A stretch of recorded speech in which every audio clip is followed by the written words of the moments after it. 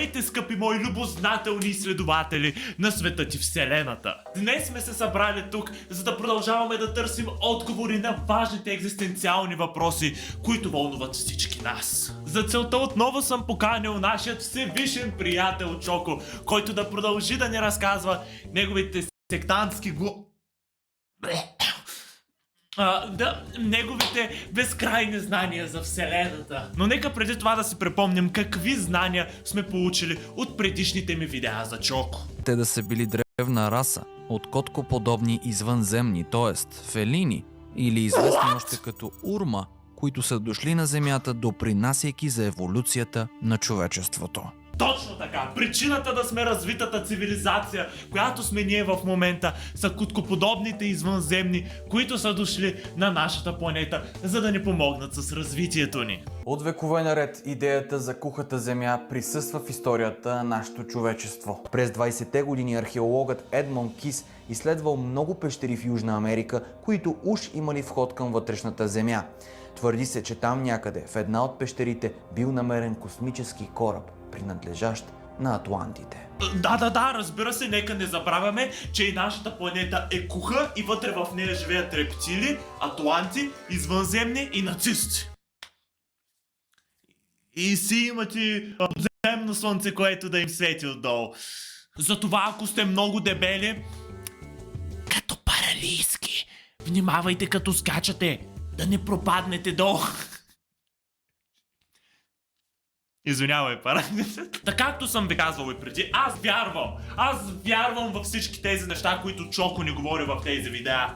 И въобще не се мисля, че най-вероятно е станал част от някаква наркоманска секта. Не, никакъв шанс. Затова и отново съм тук, за да получа нови знания. Давай, Чоко, да видим за какви нови знания и измерения ще отвориш очите ни днес.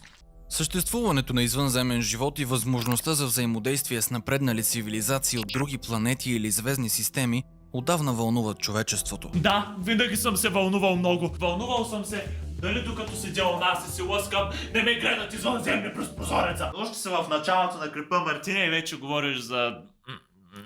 пропадам с всяко следващо видео. Днес започваме една нова, малка, мини серия с известните вече на света всички тези извънземни раси, които помагат на човечеството и които са го правили в вековете. Точно така, нека си поговорим за всички известни на човечеството извънземни раси, за които, разбира се, е напълно потвърдено, че съществуват. Това е факт. И Чоко знае този факт. За някой от вас, може би, не може би, ами със сигурност, тези неща ще изглеждат като научна фантастика. Не, Чоко, аз ти вярвам! По-важно е да ги приемете и да се адаптирате към тази гледна точка, да настроите съзнанието си да свиква с този тип термини, принципи, концепции и идеи. Разбира се, и също така искам да вметна, че ако вие, въпреки това нещо, не успеете да настроите съзнанието си по такъв начин, че да вярвате във всичко, което Чоко ще ви каже сега, това означава, че вие просто сте тъпи, консервативни и тестократи. Както, например, аз сега ще ви споделя една информация. Моят пенис може да говори. Някой път, както седя, изведнъж почва да плямпа някакви простоти там отдолу. И много псува между другото. Сега влиза в пубертета и почват да му бушуват хормоните, да знаете как е. И аз напълно ви се доверявам, като ви споделям тази чувствителна за мен информация, защото вие сте мои приятели. Но ако не ми повярвате, това означава, че ме дискриминирате, защото сте с закостеняло съзнание, което все още не е готово да се адаптира, да приеме тази гледна точка и да свиква с този тип термини, принципи, идеи и концепции. За пешкоговорещата раса. За истинският произход на андромедианците не се знае много. Смята се, че в някакъв момент от своето развитие на някой от техните планети се е случило нещо, някаква заплаха или катаклизъм, което ги е принудило да напуснат и да търсят нов дом. Много тъжно. Смята се, че в далечното минало хуманоидните раси, включително андромедианците, са срещнали опозиция в лицето на рептилиите от съзвездието Дракон, по-специално от звездната система Алфа Драконис, воюваща извънземна раса в нашата част на галактиката. Айде пак тия тъпи дракони! В предишния клип Чоко ни обясняваше как те са нападнали котките и са разрушили планетата им, а сега са направили също и с андромедианците. пак досадниците. То те май не бяха и част от Междугалактическата федерация, нали? В случай, че не помните от предишното видео, Междугалактическата федерация е федерация, в която повечето раси са изпратили свои представители и там се взимат едни от най-важните решения за цялата вселена. Демек е нещо от сорта на Европейския съюз, ама на космическо ниво. А тия дракони май го играят някаква опозиция. Те май са нещо от сорта на Рус обаче в космос. Как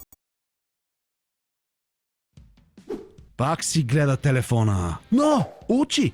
Китайски, физика, програмиране. Случа се, детето ти е по-успешно в училище. изглеждат андромедианците? Високи, около 4 метра. Всеки, който ме е виждал на живо, знае, че аз съм много висок. И че крайниците ми са много дълги. И има много дълъг език.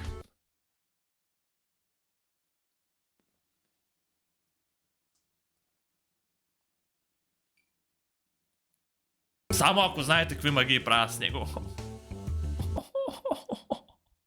И знаете какво е за в крайна сметка, че се базикам с Чоко, че говори за някакви извънземни, а накрая аз се оказах извънземно, а? Ами значи трябва да приема съдбата си и да се върна при своите извънземни деди.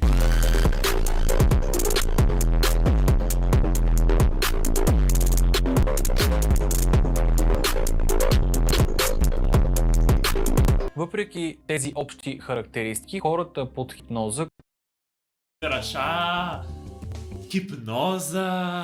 Аз като малък исках да стана учен, защо тогава никой не ми каза, че за целта единствено ми трябва да стана трибунал? андромедианците не са военни, а учени. Според информацията от Алекс Кулиер, те изпращат децата си на училище за период от 150 до 200 години, изчислено по наше линейно време. Какво толкова учат тия, бе? Аз едва ми изтърпях 12 години. Как така 2, бе? Аз не си харесвах половината клас, едва ги изтърпях. И искате да ми кажете, че тия там трябва да се търпят досадните коне 150-200 години. Дали ма че сте среоби в лещата? Аз не мога да се представя някой всеки ден да ме дразни в продължение на 150 години и просто накрая да не изкофе и да го пратиквата. Пък да не го някой има досадна госпожа. Като например та по математика от основното медаскало. По математика се оформям 5400 и нещо за втория срок, което означава, че ако имам 6 за втория срок, ще имам и 6 за годината съответно.